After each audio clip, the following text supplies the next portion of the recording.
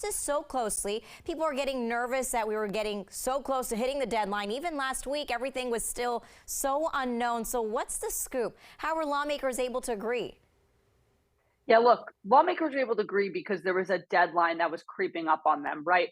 Washington is a city that really runs on deadlines. We've been talking about the debt limit since January. We've known since January when the US actually hit that debt limit and we started using extraordinary measures. We knew that there was going to be some sort of agreement by the summer, but we saw months go by with no movement until we were really creeping up on that deadline. So when Treasury Secretary Janet Yellen last week said that the X date that the U.S. would run out of cash to pay its bills by June 5th, that sort of lit a fire under lawmakers and made them realize that, well, we've got to get somewhere because that X date is creeping up on us. And now, look, both lawmakers in both parties were aware that this deal was not everything they would have wanted. Nobody was entirely happy with what came on the table. But at the end of the day, there were sweeteners in it for both parties. There were wins in it for both parties. And a majority of lawmakers in both chambers came on board and sent this measure to President Biden's desk. A lot of people think this is done and over, but what are some of the provisions that people need to know about? Yeah, so on the top of it, the meat and potatoes of this bill was that it'll suspend the debt limit through January 1st of 2025. Now, that was significant and a big win for Democrats because they had wanted to kick any potential showdown over the debt limit, any future fight over the debt limit until after the 2024 presidential election. So that's sort of the top line of this piece of legislation. But there were also a number of spending caps implemented, priority of Republicans. There were some beefed up work requirements, another priority of Republicans. It also clawed back about $28 billion in unspent COVID-19 funding. This was something that Republicans had initially proposed and a number of Democrats got behind and said they were okay with. So those are sort of the top line main parts of this bill. But look, it was a 99-page bill, a number of provisions in there, but those were the top line items. And Michael, something that we've seen is McCarthy proved that he can cut big bipartisan deals. What do you think that's done for the GOP party? Because I know there was a lot of uncertainty there.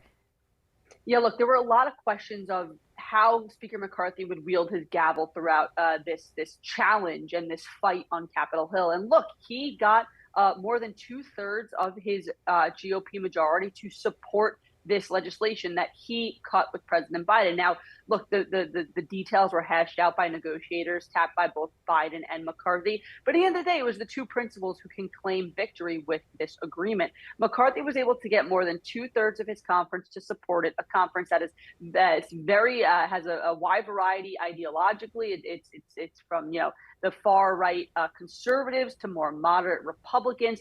He was able to get a number of them on board and put this over the finish line. But look, it's not going to be all smooth sailing for McCarthy going forward. There were a number of conservatives, 71, who did not vote for this piece of legislation, a number of whom are members of the House Freedom Caucus, the conservative group, who are frustrated with McCarthy after this process. They don't think that he cut a good enough deal for Republicans. They didn't vote for it. So now there are some whispers about, the motion to vacate the chair, which is essentially a motion that could be brought that would trigger a vote on ousting the speaker.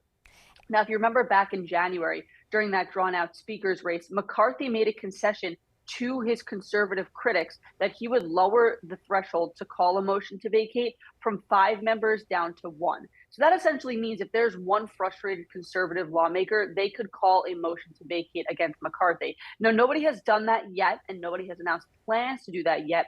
But we had the first lawmaker this week, Congressman Dan Bishop, a Republican, who endorsed this idea of having a motion to vacate against McCarthy. So while he was able to claim victory with this debt limit bill and he was able to get more than 2/3 of his conference on board, there are a handful of conservatives who are frustrated with him who could potentially put a threat to his gavel in the weeks to come. Yeah, Michael, we have less than a minute left. What does this deal say about President Biden and his leadership?